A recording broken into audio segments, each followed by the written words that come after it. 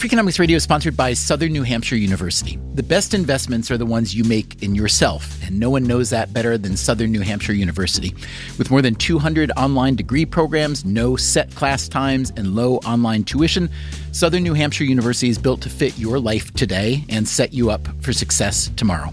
Education is an investment. Why not make it a smart one? Apply for free at snhu.edu/Freakonomics. Freakonomics Radio is sponsored by Hotels.com. Hotels.com gives you access to hundreds of thousands of hotels worldwide. And when you join for free, you can save up to 20% instantly with member prices. Plus, every stay earns rewards. So when you book one trip, you're already lowering the cost of the next one. Hotels.com is simple, rewarding, and designed to help you get more out of every stay. Sign up for free and book today. Hotels.com. It's all in the name. Freakonomics Radio is sponsored by Amica. You know what they say, if you want to go fast, go alone. If you want to go far, go together. So go with Amica and get coverage from a mutual insurer that's built for their customers, one that looks after what's important to you together. Auto, home, life, and more, coverage that fits your unique needs. Amica helps you protect what matters most. Visit amica.com and get a quote today.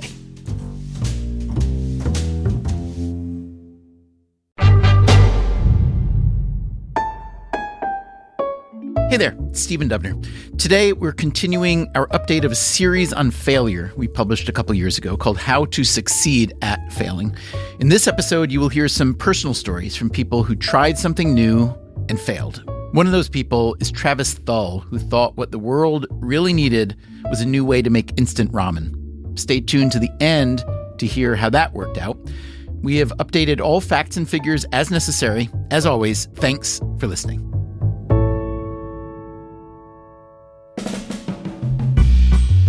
We have been making Freakonomics Radio for a while now, and there are two themes we have come back to again and again. The first is the value of persistence, of staying the course, of not giving up. Our friend Angela Duckworth, a research psychologist at the University of Pennsylvania, wrote a book about this. It's called Grit, The Power of Passion and Perseverance. Here she is on another podcast we used to make together called No Stupid Questions. I think the reason why there are all these aphorisms about not giving up, and maybe why so much of my research has focused on the psychology of staying the course, is that sometimes the road not taken, the track that you want to switch to, is appealing not because it is objectively better, but because it's objectively easier just in the short run. In other words, we give up because we're lazy, or maybe impatient, or intimidated, or we're scared to fail. That makes sense, doesn't it? Duckworth is saying we might be better off by learning to tough it out.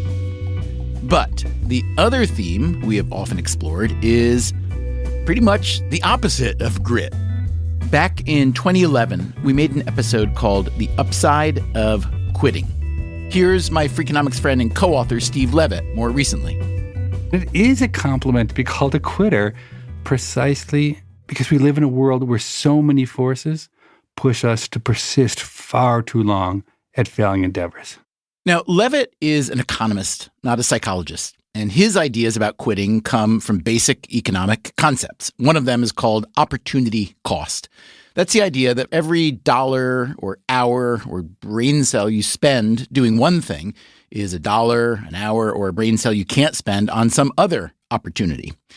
There is another idea called the sunk cost fallacy. A sunk cost is the time or money or effort you've already spent. The fallacy is the belief that since you've already spent all those resources, you would be foolish to quit. But in reality, this is what economists argue, at least, those sunk costs are a distraction. And if what you're doing isn't likely to work out, you should stop throwing good money and time and effort after bad. Now, that makes sense too, doesn't it? But it does leave you with a dilemma. If you are in the middle of a project or a career, a relationship, or a journey, and it's not going so well, how do you know whether the answer is grit or quit? What a great question. I don't think there's an easy answer to that. Amy Edmondson and Gary Klein have both built their research careers around the study of failure. There's no objective criteria that are going to announce themselves to say, go right, go left. So you're going to have to make a judgment. It's a question of what kind of resources you have, what's your tolerance for pain, what are the alternatives. There's that kind of reluctance to admit that you've wasted all of these resources. If you're a child learning to ride a bicycle, please don't quit. If you're someone who thinks this particular paper is the best thing ever published and every single journal rejects it, there does come a point where it's probably worth quitting. The thing about quitting is that it is usually seen as an admission of failure. And so we are solemnly counseled to never quit. Consider Winston Churchill. Never give in. Never give in. Never, never, never.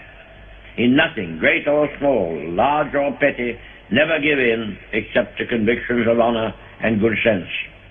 You'll run into that Churchill quote in a lot of the literature around grit.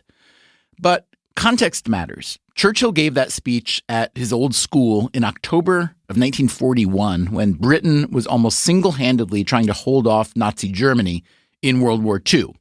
The threat his country faced was literally existential. So you can see why quitting wasn't an attractive option. But for the rest of us, in most situations where we're thinking about grit versus quit, the decision isn't nearly as obvious. As we've been discussing in this series, we humans are almost pathologically afraid of failure. What we like are stories of success and of perseverance. So the best possible story is the one where our hero encounters many struggles but shows grit, refuses to quit, and ultimately wins the battle. Those are the stories we hear in fairy tales, in lectures, in books. But shouldn't we spend some time hearing the failure stories too? Can't they be as instructive as the success stories? This is an idea I've been kicking around for a long time. It goes back to when I was in graduate school for writing. Most of us were young, earnest, hardworking writers, and it seemed that the obvious path to success was to emulate other successful writers. So we read and wrote and read and wrote and read some more, and we wrote a lot of short stories that tried to be Raymond Carver, a lot of novels that tried to be Virginia Woolf. I did not find this to be a fruitful path. It struck me that great writers are great because of some unique combination of factors that are by definition inimitable. So why are we trying to imitate their success? But there was something I found really instructive when I read the other students' writing and it didn't work. If it was boring or pretentious or confusing, or if it lacked self-awareness, I could see that failure right there on the page in a way that it was hard to see in my own writing. In other words, I found more inspiration in learning how writing can fail than in trying to replicate writing that had been deemed a success. Maybe that's just me. Maybe this idea strikes you as ludicrous, but hey, I've got the microphone today, so I'm going to go for it. Today on Freakonomics Radio, an episode full of failures. Sometimes I thought, like, oh, this will never be me, right? Like, I will never be that successful. I respect tenacity. Sometimes tenacity is directed in a non-productive direction. If you fail as a woman, you had no business being there in the first place. Every single bit of feedback we received was, this is a great idea, but... Grit versus quit. Which side are you on? Part 3 of our special series, How to Succeed at Failing, begins right now.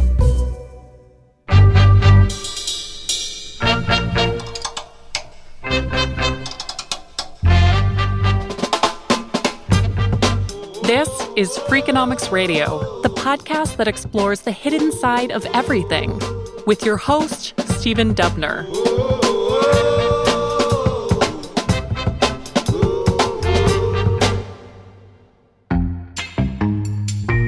Let's begin our stories about failure in a domain where failure lurks around every corner.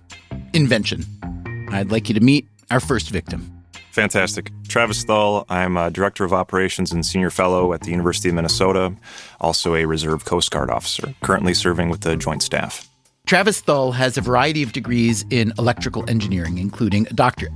He has changed jobs since we first spoke with him for the series. He is now Vice President of Student Success and Engagement at Minnesota State University, Mankato.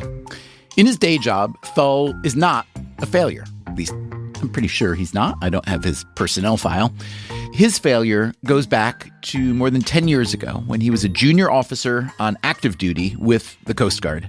Yeah, this was a United States Coast Guard Telecommunications and Information Systems Command just south of Washington, D.C., adjacent to Fort Belvoir. And when you're a junior officer on active duty, you are officer of the day on a rotation, which means you are on site for 24 hours and you're responsible for security, making sure doors are locked, gates are locked, nothing crazy is going on.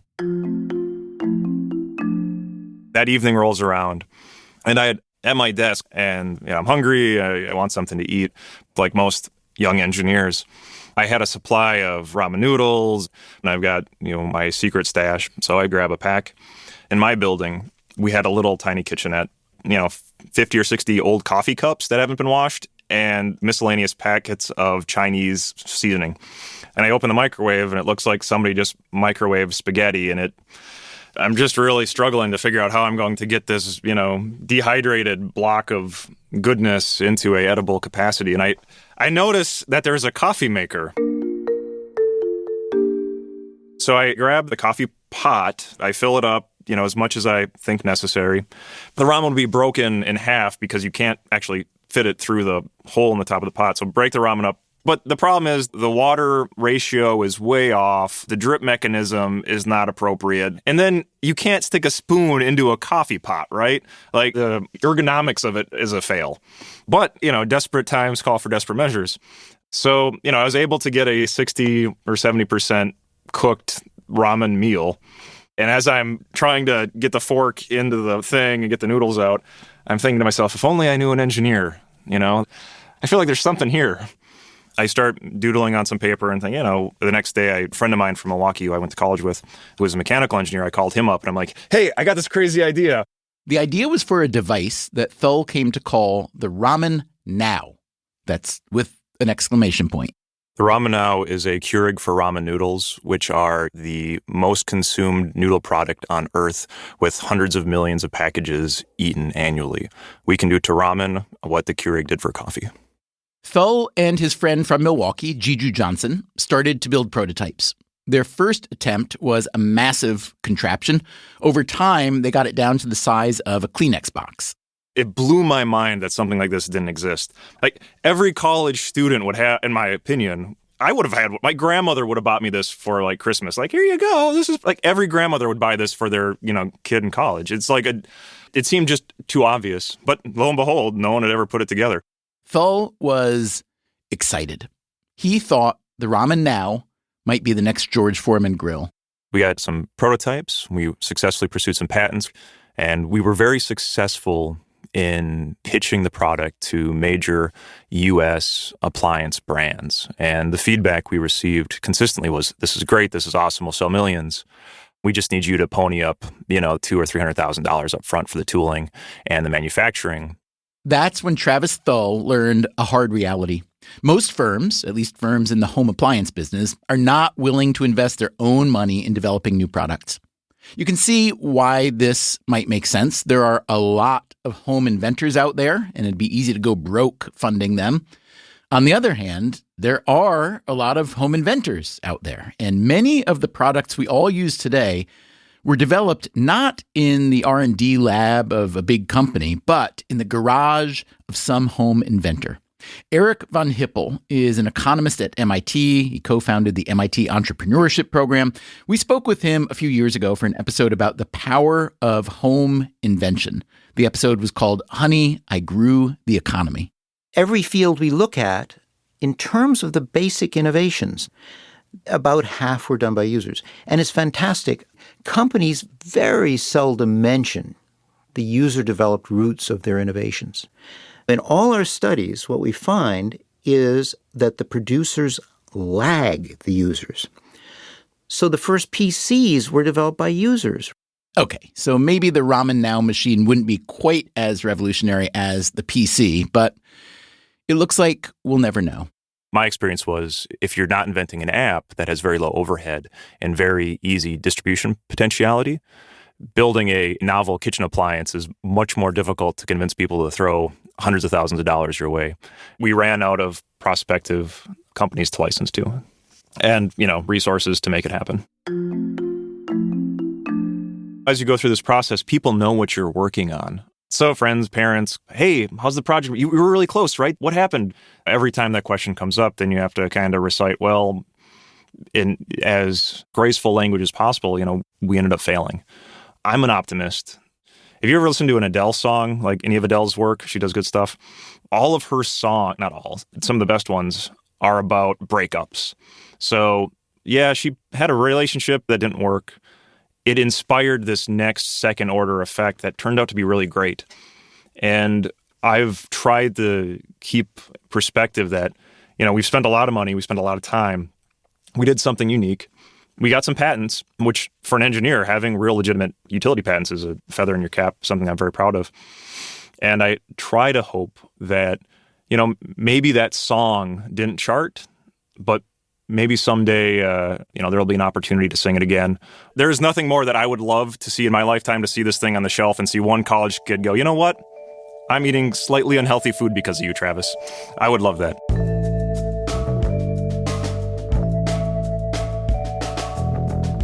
I thought the word failure was just something that you kind of said, and it really didn't apply to me. Jill Hoffman lives in Washington, D.C. She is in her 50s. She has worked as a chef, a caterer, a docent at the Smithsonian. She worked for a few nonprofit organizations. I haven't really found that sweet spot of, this is what I do very well and it comes easily. But she never gave up. Really a firm believer of, perseverance. And if you build it, they will come. And the only way to fail is to quit. And you give it your full force and you will succeed. I mean, everybody else has. When Hoffman says that everybody else succeeded, she's talking about her family.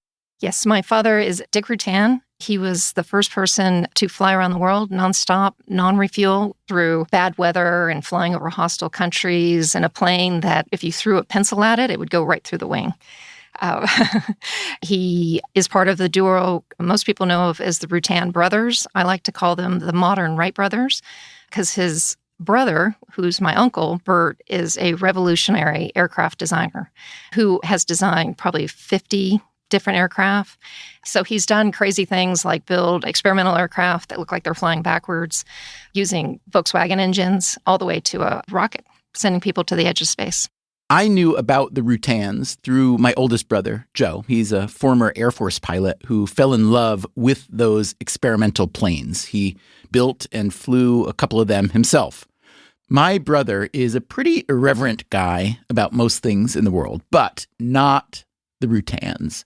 He considers them aviation royalty, as does Jill Hoffman. I don't think I've ever had just a basic conversation with Bert. There's 3 cylinders that are working in his brain.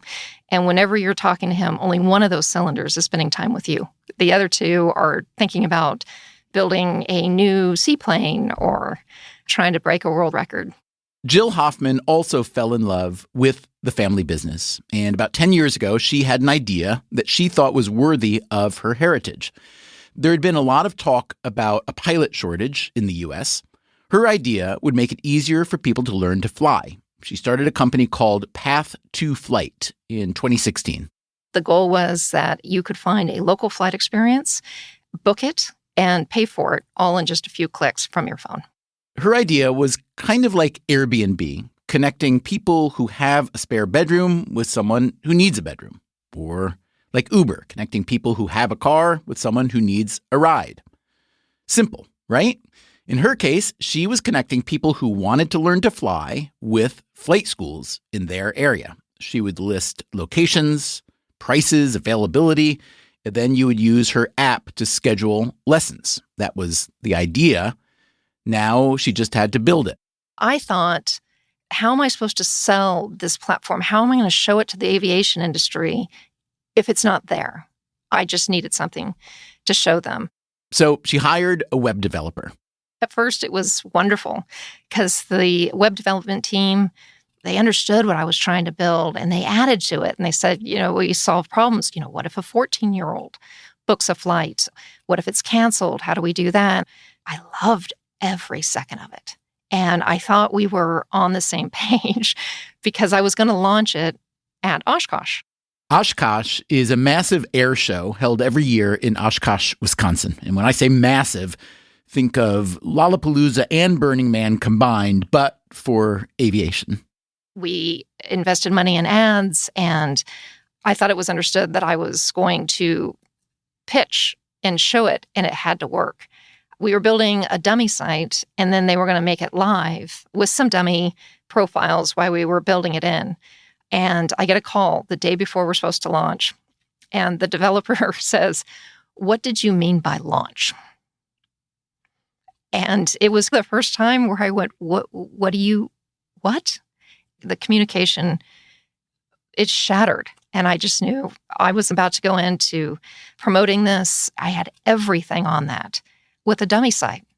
And ironically, I got a lot of people that wanted to fly. A lot of people signed up for it, but none of the flight schools saw any value with it. All they really saw was that it was glitchy. The debut turned out to be a disaster. Flight schools weren't interested. They were skeptical of Hoffman and her product. Most of them weren't interested in digitizing their systems anyway. It was a terrible experience, but she didn't give up. I would talk to everybody I could. 2 years of reaching out to everyone on LinkedIn I could find, trying to rebuild my reputation. Just walking in, just feeling uncomfortable and trying to talk to the decision maker and show the product day in and day out across the country. So after getting no, and then one day I am at a flight school and it's set up like a Tesla showroom. It's very modern, very excited. I've gotten to know this pilot very, very well. I was talking to him about the platform and our ideas of what we're doing to modernize. And he said to me, "Oh, everybody did it. I did it that way. Everybody needs to do it that way too." And he just wouldn't sign in. And that's the day I think I knew, if I can't get this young flight school owner that understands modernization, when he said, "No, I did it that way, you can too," I think that was my tipping point where I just went, I'm done. I have no place else to go from here. And it broke me. My grandfather lived through the Depression, and I think he gave me my earliest memories of money. You pay for cars in cash, and, you never waste. We were always very scrappy. We didn't grow up with money. Once I lost a $5 bill, and you'd think the world came to an end. But I lost over $100,000. And sometimes in the shower, I would physically just get sick. And I felt like a complete failure, the shame of it. It took me a long time to figure out it was shame. And it still hurts me. And it's very weird to have somebody ask me about it because I have the ability to clear a room. Nobody wants to hear about the failure when, in essence, that's all I needed at that time. I needed a story from somebody else that said, yeah, I failed. And there's another guy over here and another lady over here that also failed. Oh, and, my cousin also did. And if I could have had those stories earlier on, I wouldn't have felt so incredibly alone, like I was the only one. That was Jill Hoffman. Now on to John Boykin, who lives in Belmont, California, between San Francisco and Silicon Valley. I am in the communication business. I mostly design websites for a living. Being a designer, I'm in the business of solving problems on behalf of other people. And you see problems everywhere you look, and you think, gee, I could do better than that. And so one day I was painting the bedroom and thinking what a piece of crap the paint can was. This was about 10 years ago.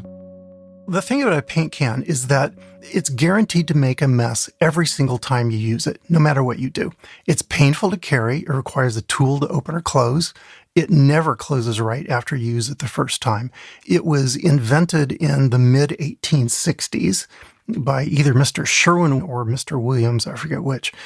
It has had virtually no innovation in the time since.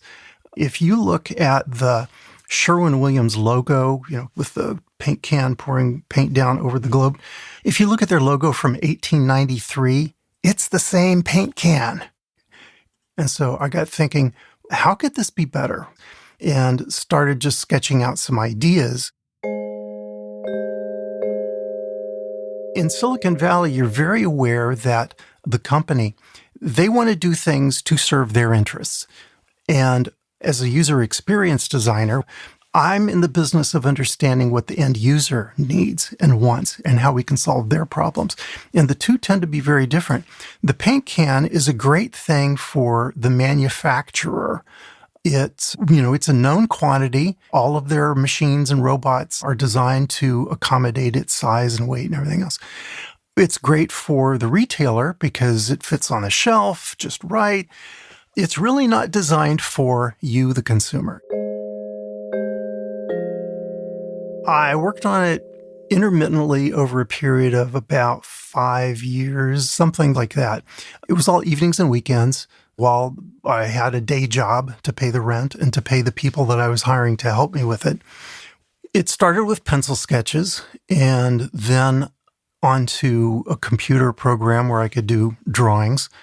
The lid is critical to the success of a paint can.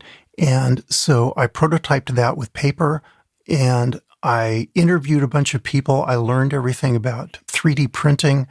I learned about how you design for injection molding. I interviewed product designers. I talked to painters. I took a tour of a paint factory. I interviewed the former head of a paint factory. I interviewed a hardware store paint department managers, a recycling expert. One painter, the very first words out of his mouth were, "Who told you to reinvent the paint can?" I said, "Well, nobody. I just felt like it needed to be done." And he said, "Why?" It's a logical question. Why would anybody in his right mind take on this thing that nobody asked him to do? And I never claimed to be in my right mind, so that's the answer.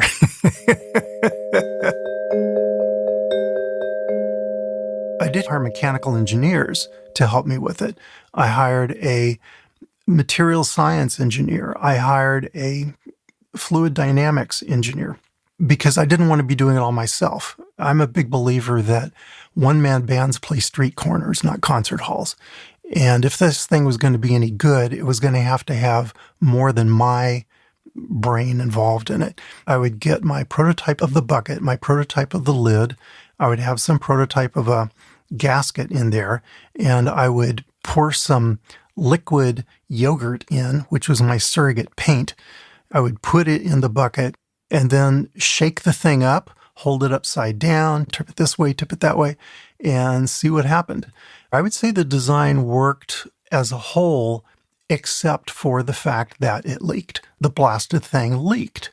There would always be anywhere from a couple of drops coming out to a trickle coming out. I could not, for the life of me, stop it from leaking to some extent. And ultimately, that's why I pulled the plug on the project. Given the design, I would have had to start over from scratch. And I was no longer willing to keep pouring more and more of my money into it.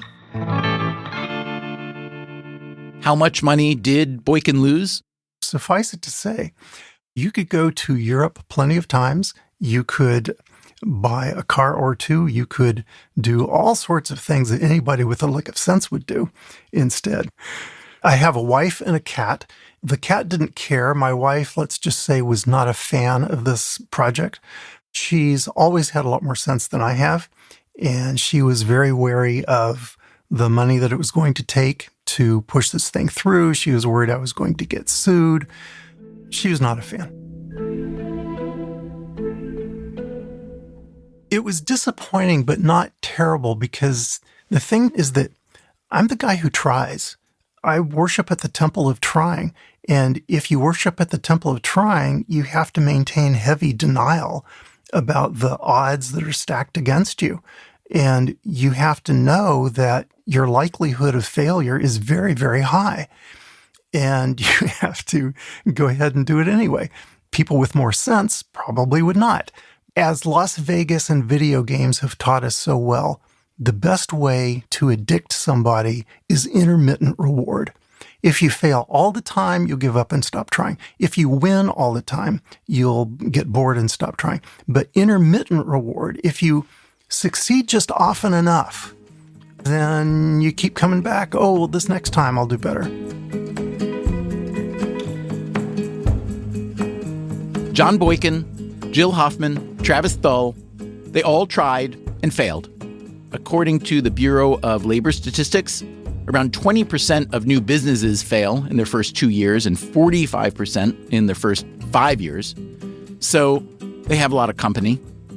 How should we think about their failure?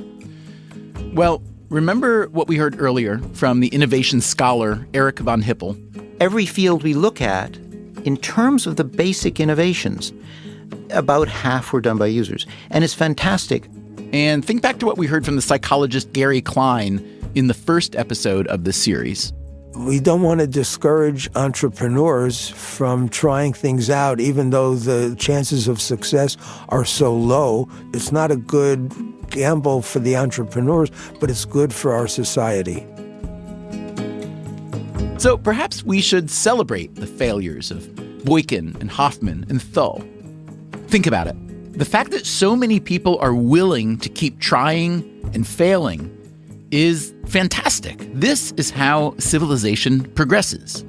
And your willingness to fail is valuable to me because if you do succeed, I will share in that success. So give me your leaky paint cans and glitchy flight school apps, even your ramen now. The wretched refuse of your teeming garage, send these tempest-tossed to me. I lift my lamp beside the golden door. Coming up after the break, what's the difference between failure in invention and in academia? And how can you even tell? I'm Stephen Dubner. This is Freakonomics Radio. We'll be right back.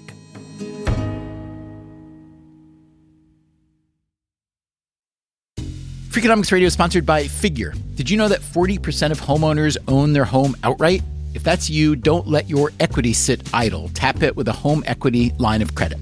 Figure, the #1 non-bank HELOC lender in the U.S., helps tap equity you've built in your home so you can do things like tackle a renovation or pay down debt. HELOC is a line of credit secured by your home. You can draw what you need, repay, and draw again.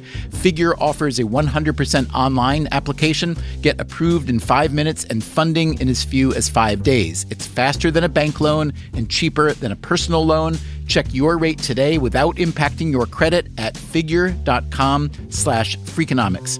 This post is sponsored by Figure, NMLS ID 1717824. Figure is an equal housing lender. For more information about their licensing, visit nmlsconsumeraccess.org. Figure's HELOC is subject to credit approval and terms apply. Freakonomics Radio is sponsored by Zip System. Zip System building enclosures are designed as one integrated roof and wall system that makes it faster and easier to create a tight, dry building enclosure. Instead of a mix and match approach, all components work together as one system, eliminating the need for house wrap and felt. Because they keep your build protected against weather starting from day one, that means fewer steps and less opportunities for delays. Explore their family of products and learn more at zipsystem.com.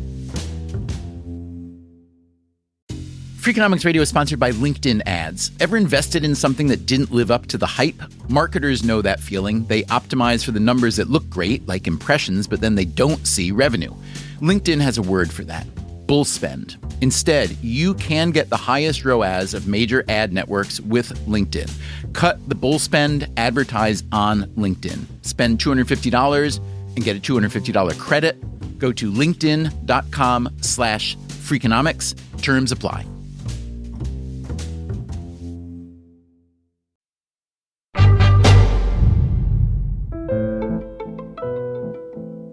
In our last episode, we talked about medical failures, where the stakes are literally life or death. In the first part of today's episode, we talked about entrepreneurial failures, which typically aren't life or death, but which can be expensive and painful, and where the failure is obvious. But there's another realm where failure isn't so obvious, and it's certainly not life or death. what is this realm? I'm talking about academia. If you have had the good fortune to make it into this realm with a tenured position, you can do pretty much what you want, often with generous funding from philanthropists and taxpayers.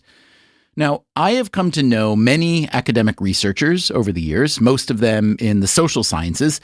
The majority of them are lovely, brilliant, right-minded people, but they are also, and I hope they don't mind me saying this, they are also extraordinarily risk-averse, which is probably not a coincidence. You may know the famous saying, the politics of the university are so intense because the stakes are so low. To be fair, academia has been set up to be this way. That's why we call it the ivory tower, which the Oxford English Dictionary defines as a state of privileged seclusion or separation from the facts and practicalities of the real world. And that's from a dictionary made in Oxford.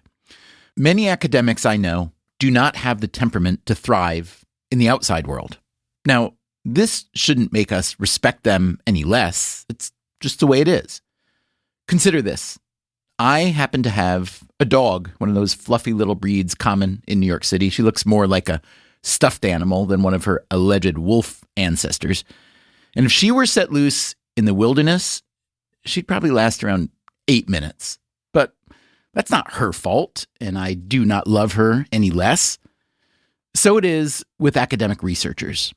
And when it comes to grit versus quit, well, here is the view of one person in the field.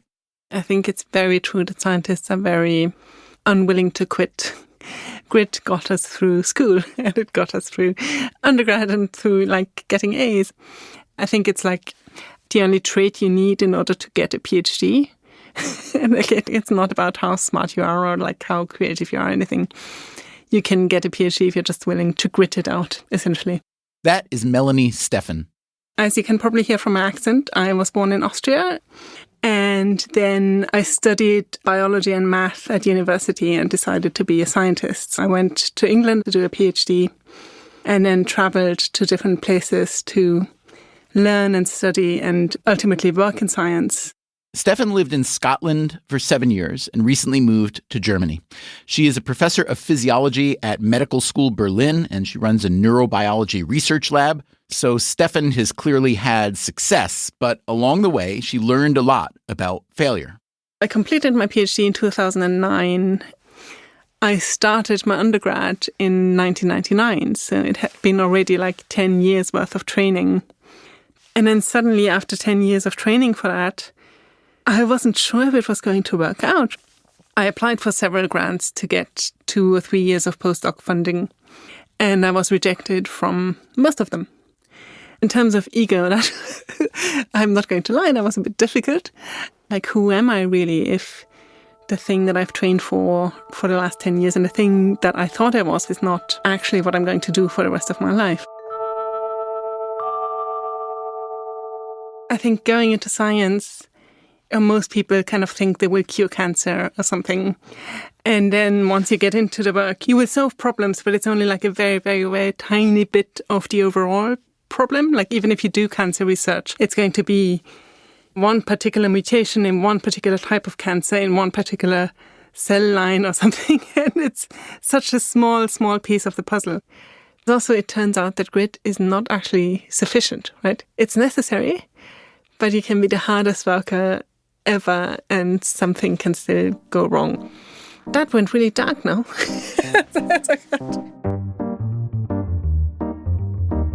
Even though Steffen did eventually get the career she hoped for, all that failure stayed with her. Years ago, she was rejected for a fellowship on the same day that the Brazilian Soccer Federation announced that they were leaving Ronaldinho, their longtime superstar, off the World Cup squad. At the time, Steffen wrote, "Cool, I am like Ronaldinho." Here's how she sees it now. If you're a young football player and something doesn't work out, you know that you're not the first person that happens to, because it happened to Ronaldinho. As a scientist, it's kind of the other way around, right? Failures are not discussed in public. I had been to a lot of talks and a lot of conferences and things like that, and speakers, famous big, important scientists get introduced with like a CV, and it's all like, they did a PhD at this awesome place and they postdoc at this awesome place, and then they were hired and they got this grant and blah, blah, blah, And so when you fail, you kind of feel like you're the only person that happens to. You feel extremely alone with it. And so this is why I thought, well, maybe we could use a little bit more public discussion of that. And my idea was that scientists who are famous and big and successful could actually publish their CV of failures in order to give younger scientists a bit more perspective. That's right. Melanie Steffen created the idea of a CV of failures, a record of every rejected application, grant proposal, etc. So I started my CV of failures, and then I have to say, honestly, there were too many failures to keep track of after a while. She published an essay in Nature, a top journal, by the way. It was called A CV of Failures. My CV, she wrote, meaning her regular CV, does not reflect the bulk of my academic efforts. It does not mention the exams I failed, my unsuccessful PhD or fellowship applications, or the papers never accepted for publication.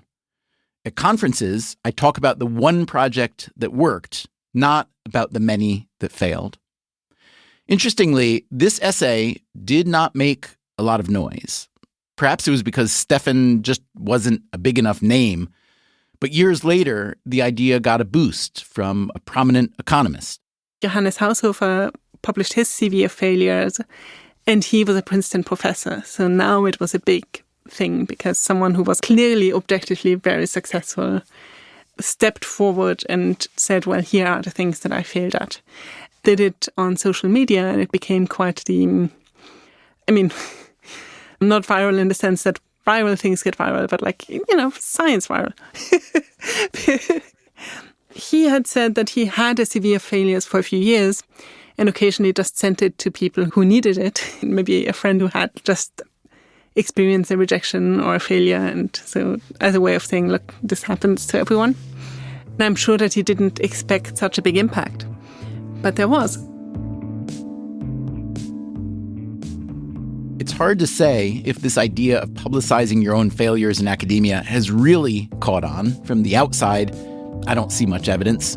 I still see a lot of academic lectures that make no mention of mistakes or false steps or unproductive rabbit holes. Why is that? Well, consider how tenuous an academic career can be. Here is another story from someone in academia, at least someone who planned to be in academia. My name is Mike Ridgman. I was a teacher. I was a public school teacher. That was my career. Ridgman taught English, and he loved it. So he decided to keep climbing the ladder. Did a master's degree at Fairfield University in Connecticut, taught some more, and then applied to and was accepted to the doctorate program at Penn State University.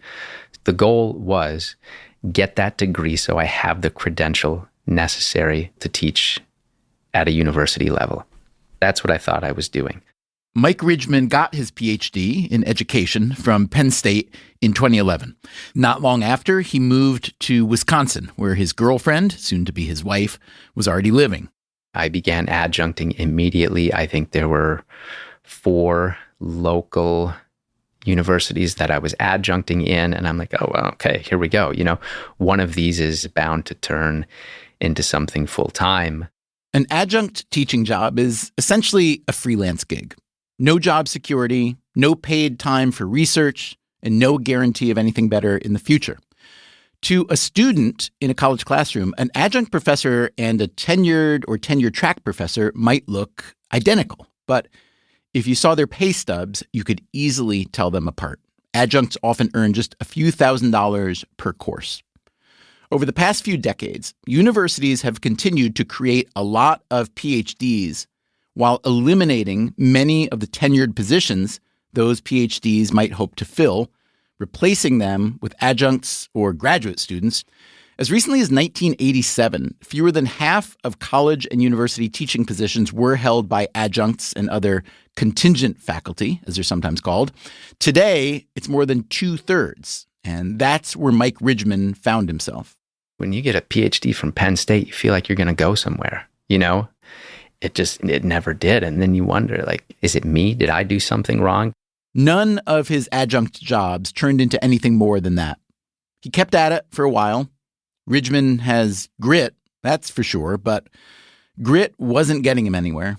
You know, had a little come to Jesus meeting with my wife, and she kind of, I don't remember her exact words, but her message was, I know you've given 20 years to this and have put in a lot of time and effort to making a career for yourself in education, but this family cannot carry on not knowing how much or if you're going to work from semester to semester. And she's like, we need you to have, for lack of a better phrase, a real job. You know, and God bless her for having the guts to say that to me. I'm sure that was not easy for her. That idea you have that, okay, I'm going to have a fulfilling career on a campus where there are, you know, creative, thoughtful people with new ideas and just this vibrancy and this enthusiasm for learning. I'm going to get to be around that my whole life. And then you got to flip the switch and find something else to do. When we first spoke with Ridgman, he was an advocacy manager for the Trek Bicycle Corporation. When I went to go work for my current employer, I was picking orders for bicycles in the warehouse for $11.50 an hour. I'm like, what the f*** am I doing here? How did I end up here, right? I have a doctorate degree in education. And I don't mean to say that because I have friends who work at that warehouse and that's their career and they love it. So I don't want that to come off in a wrong way, but that was professionally, that was rock bottom right there. No doubt. I've somehow failed myself by not being able to get to whatever place it was that I had envisioned for myself. But, you know, more than that, I feel like I sold my wife a false bill of goods. One of the benefits of being a faculty member at a university is a free or reduced education tuition for dependents, you know, to help the kids. And then all of a sudden, I feel like I have fallen short of how I advertised myself to her. And I feel like I let the kids down too. I still feel like I'm a positive influence on them in many ways. Academically, they're both doing incredible things. One's in high school now and one is in college. But yeah, I feel like I've let them down in some way too, and that I wasn't able to do more for them. I need to be honest with myself here too, right? I mean, I have a wonderful home. I have a wonderful family. I have a job. I don't have to worry about where I'm going to eat or sleep. I'm sure that I still look like a success, right? Like my life turned out great, but that's not how it feels. As far as blame goes, I'm certainly culpable. I should have, I think, done more to learn about what I was getting into. Part of my problem was I did not ask enough questions. And I don't think I knew the right questions to ask, but I think had I just started down that road of asking questions, I would have found the right questions. I miss teaching every day.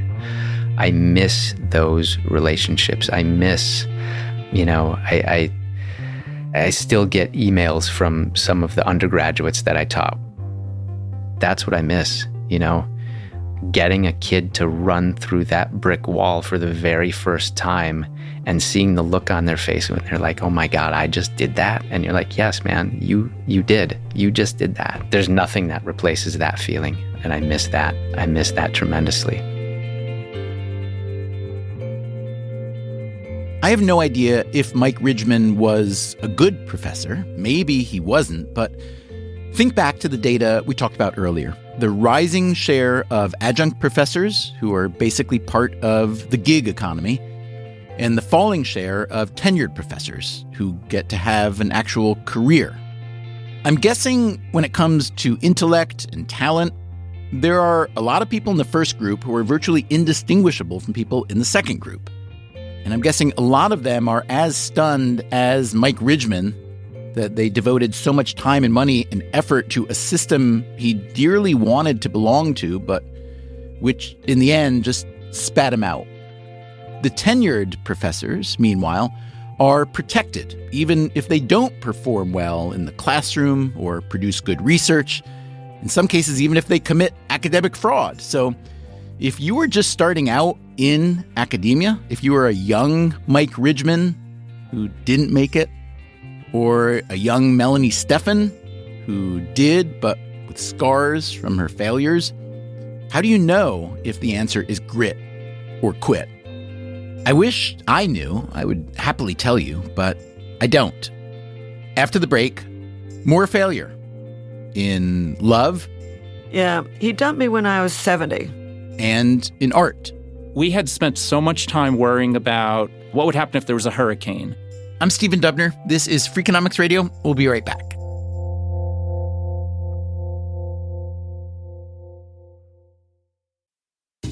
Freakonomics Radio is sponsored by USPS. In business, there's no room for guesswork. Every shipment matters. Every deadline counts.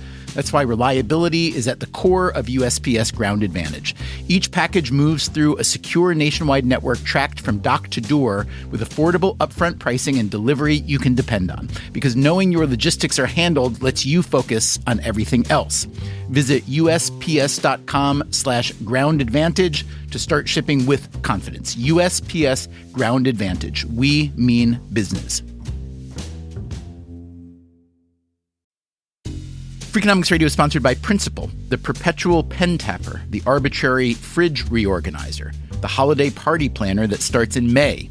Principal knows that your star employees have their work quirks. Principal also knows how much those employees mean to your business. You need them. They need benefits. Work with Principal so they can help your team with a retirement and benefits plan that's right for them. Principal Life Insurance Company, Des Moines, Iowa.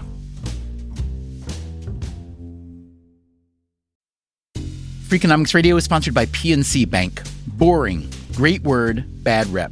Yet time and time again here at Freakonomics, we find that when something culture-changing happens, boring things like calculations and careful planning are usually behind it. Which begs the question, why not apply it to other aspects of life, like banking, for example?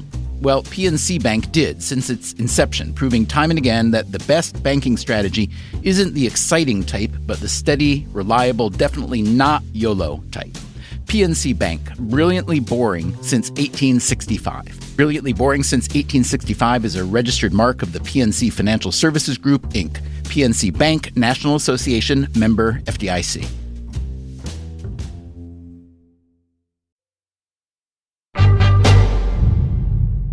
Joseph O'Connell has been a maker all his life. I had, as a child, a lot of connection to Thomas Edison.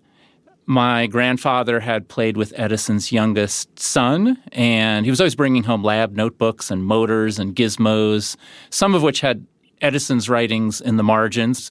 This was in New Jersey, where O'Connell grew up. Of course, I never met Edison. But the next best thing happened when I was in my early 20s, and I started my studio Creative Machines, just myself. And just by happenstance, the landlord, the man whose building I was renting, had been Thomas Edison's last shop foreman.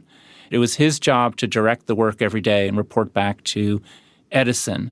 To say that Thomas Edison was an inspiration to O'Connell would be an understatement. Not just how Edison succeeded, but how he talked about failure. I had heard that phrase, I have not failed 10,000 times. I have successfully found 10,000 ways not to build the light bulb, and of course that led to the success. Today, O'Connell and his studio build public art projects across the country. Some of them are complicated pieces with big, moving parts. He has won awards, his work is in museums, but O'Connell says the projects he remembers best are the ones that don't work out. His biggest failure was in Houston. It's a massive piece made of aluminum and stainless steel and fabric. It's called Wings Over Water. We won the commission in the spring of 2016, and it had to be installed in downtown Houston in time for Super Bowl 51, which was February 2017.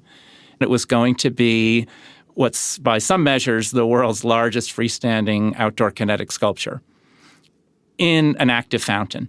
And it all had to be done in a few months. Houston is a city of immigration and migration. It's the number one city from which people coming from South and Central America get their first foothold in the United States.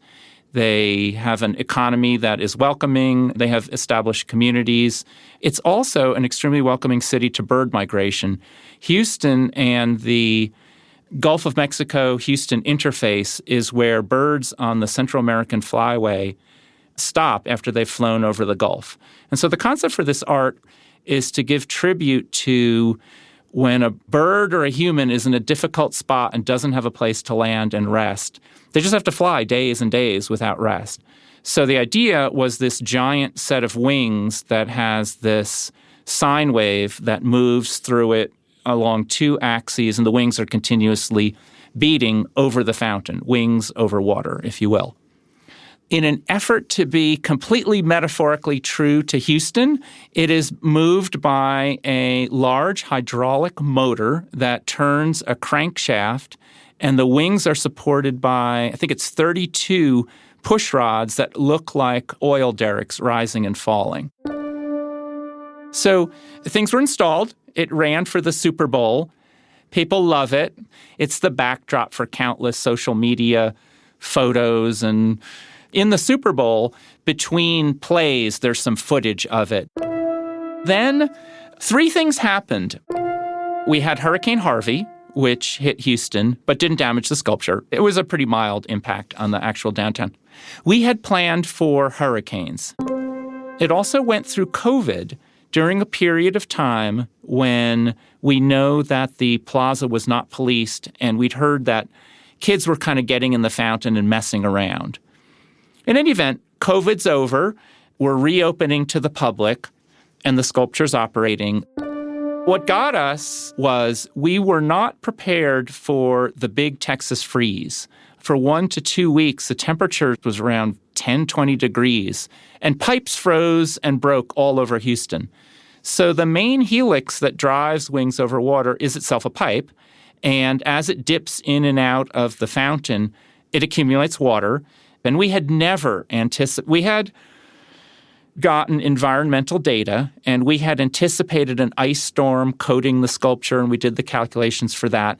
But nothing in our assumptions led us to calculate 2 weeks of how much water expands when it gets down well below 20 degrees.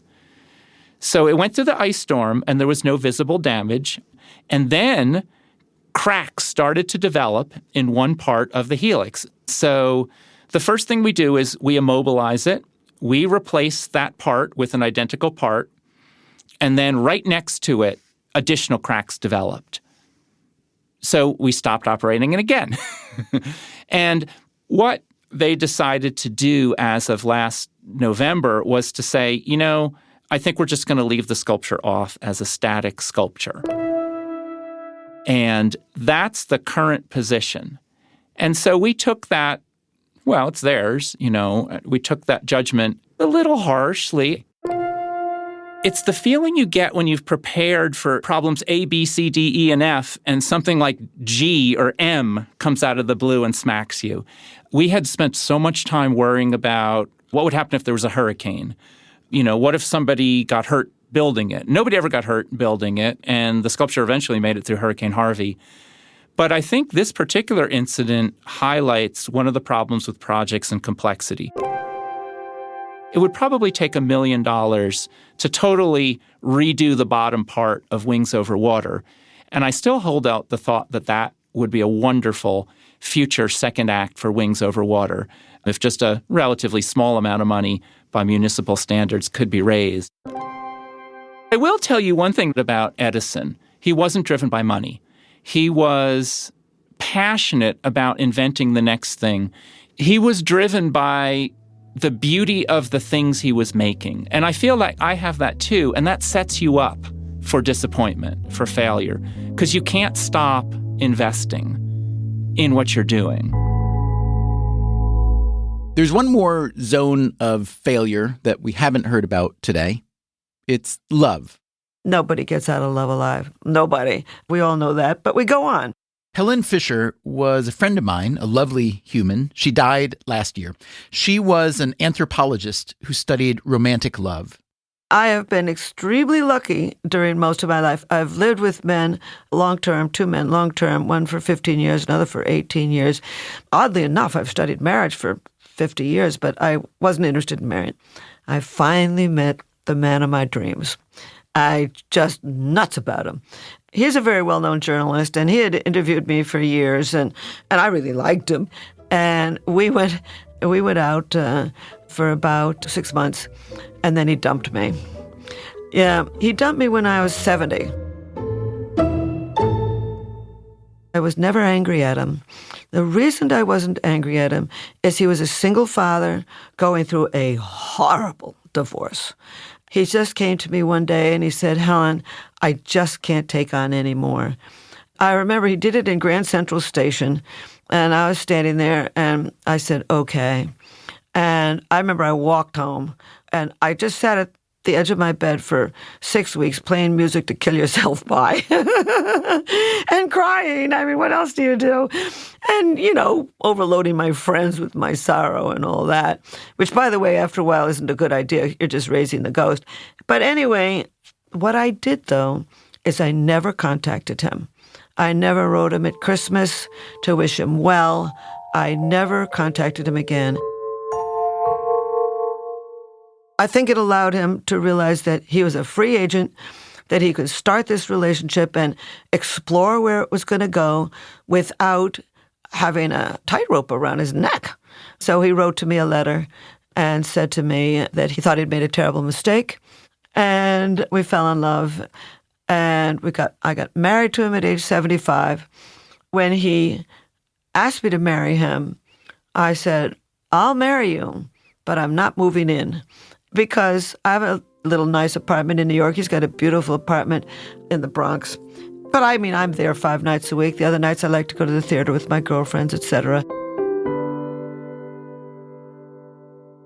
If Helen Fisher is to be believed, the difference between success and failure is sometimes just timing. Time, after all, is the dimension of change. It isn't hard to think of success and failure as nearly identical, as twins even, separated by nothing but a few moments. This is what Travis Thull came to believe. Thull, you will remember, is the inventor of the Ramen Now. The feedback we received consistently was, "This is great, this is awesome, we'll sell millions. We just need you to pony up $200,000 or $300,000 up front." After he spoke with us about his failed invention, he started thinking maybe he shouldn't have given up. He still doesn't have the $200,000 or $300,000, but he did think of a way to raise it with a campaign on Kickstarter, the crowdfunding platform. So we got back on the line with Travis Thull. Yeah, so the proposal to give this one last rodeo on Kickstarter seemed really intuitive. I hired a marketing team, I hired a graphic designer, I hired a mechanical engineer, a couple other folks that have helped put together the social media presence, build the web page, build out some more three-dimensional renders. Of course, we've done the prototyping and the experimentation. So really, I think putting ourselves in a position where if Kickstarter has the interest that we hope it will, we might be able to get a good product to some early adopters in the not-too-distant future. What do you think your chance of success is? This whole conversation started out of failing gloriously, right? There was a point 10 years ago where I thought, how on earth could this fail? This is such a simple concept with a huge audience, right? This is literally the coffee maker for ramen noodles, which everybody eats. And of course, we were not successful the first rodeo. So I want to temper expectations. I would be happy to be surprised. Would you put your odds at maybe 50-50 at least, or no? Oh my. maybe there's a 10% chance that we raise that $300,000. I think that's probably just being an engineer. I think that's the more statistically relevant reality. But I think, maybe the hope springs eternal in all of us failed and successful entrepreneurs that, we get that visibility and there's somebody out there and says, you know what, this has a potential George Foreman grill style market. Why don't we give this a go, given that the investment is relatively small given the market size? If there was a celebrity to link to the Ramen Now, who would it be? Oh, man. So I'm out of touch with pop culture like I was. Can we get the kid that played Chunk from the Goonies? I feel like that would be a great voice for my generation. Aaron Rodgers, he's very popular, I guess, in New York, which would be a great place to go. Tom Brady, he's still around. Presumably, we could go with him. What if you go upstream a little bit, like Barack Obama might be interested and he's not that busy? Yeah, Barack Obama did a very good episode with Anthony Bourdain where they were eating noodles in Vietnam. Barack Obama eating ramen out of my ramen maker would be, I guess I could call it a day at that point. I think the Obama Now could be a potential kitchen appliance. So the last time we spoke, you said, here's a quote from you, Travis, "There's nothing more that I would like to see in my lifetime than the successful launching and widespread adoption of Ramen Now." I was looking back over that transcript and I was thinking, like, really? There's nothing more you'd like to see? You have a family and there's cancer and climate change. How do all those challenges, let's say, compare to the problem of instant ramen? Well, if you can't enjoy your ramen the way you want to, when you want to, what's the point of it all? What else is there? Well played, sir. Well played. World peace is very important, but I want to ensure that when we have that peaceful world, everybody in it can eat ramen now. I hope you enjoyed this episode, and we've got an update for you on Travis Thull and the Ramen Now. His Kickstarter campaign raised only $54,000, a long way from his goal of $277,000. That might sound like another failure, but the story did not end there. After this episode aired in 2023, 2 listeners reached out to Thull to learn more about Ramen Now. They were both entrepreneurs who liked the idea and wanted to help him get it off the ground. And that's how Ramen Now finally found its lead investor, Moa Hyla, the CEO of a Denver contracting company. Thull says he hopes we will see the Ramen Now on store shelves by next spring. Coming up next time on the show, the 4th and final episode in our series, How to Succeed at Failing. Here's a question. If there's so much to learn from failure, why is no one teaching it? I'm going to do this experimental class, and I'm going to call it Failure 101. And how would you feel about a museum of failure? We have Pepsi Crystal, New Coke. We have the Theranos blood testing kit. Also, you've heard of a post-mortem when things go wrong. How about a pre-mortem? That's next time on the show. Until then, take care of yourself. And if you can, someone else too. Freakonomics Radio is produced by Stitcher and Renbud Radio. This episode was originally produced by Zach Lipinski and was updated with help from Dalvin Abuaji. It was mixed by Greg Rippin and Jasmine Klinger with help from Jeremy Johnston. The Freakonomics Radio Network staff also includes Alina Kuhlman, Augusta Chapman, Eleanor Osborne, Ellen Frankman, Elsa Hernandez, Gabriel Roth, Morgan Levy, Sarah Lilly, and Teo Jacobs. You can find our entire archive on any podcast app, also at Freakonomics.com, where we publish transcripts and show notes. Our theme song is Mr. Fortune by The Hitchhikers. Our composer is Luis Guerra. Once again, thanks for listening. The 39-cent ramen noodle brick is really a foundational component of what can be a hugely experimental meal. And I say this with all seriousness. Sorry, I'm laughing with joy, not with derision, I promise. The Freakonomics Radio Network, the hidden side of everything. Stitcher.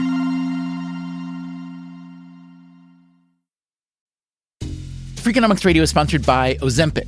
Innovation happens through rethinking what's possible, and when it comes to GLP-1s, Ozempic pill does just that.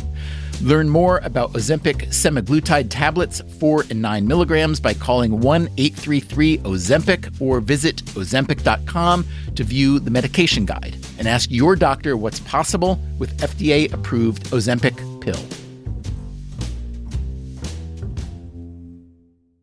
Welcome back to Sure, I Get It Delivered! Contestant, you're out of food and your meds, but are too tired to get up. Do you A, pout, B, beg your roommate, or C, get Walmart to deliver it all same day? Same day? Who knew? Gonna go with C, Walmart. That is correct. Walmart offers same-day delivery for prescriptions, groceries, and more. I love not leaving my couch. Walmart, who knew? Subject to availability, restrictions, medication exclusions, and fees apply. Everyone's talking about protein lately, but how do you actually get enough of it? Muscle Milk. Muscle Milk has a great tasting new formula with no artificial sweeteners, flavors, or added colors. It's high-quality, complete protein designed to support healthy muscles with fewer ingredients than the previous formula and 26 to 42 grams of protein for when you're stuck in meetings or need a post-workout recovery. Available in chocolate, vanilla cream, cookies and cream, and strawberries and cream. Try the new great tasting Muscle Milk today. Available in stores nationwide. Muscle Milk. Protein for all.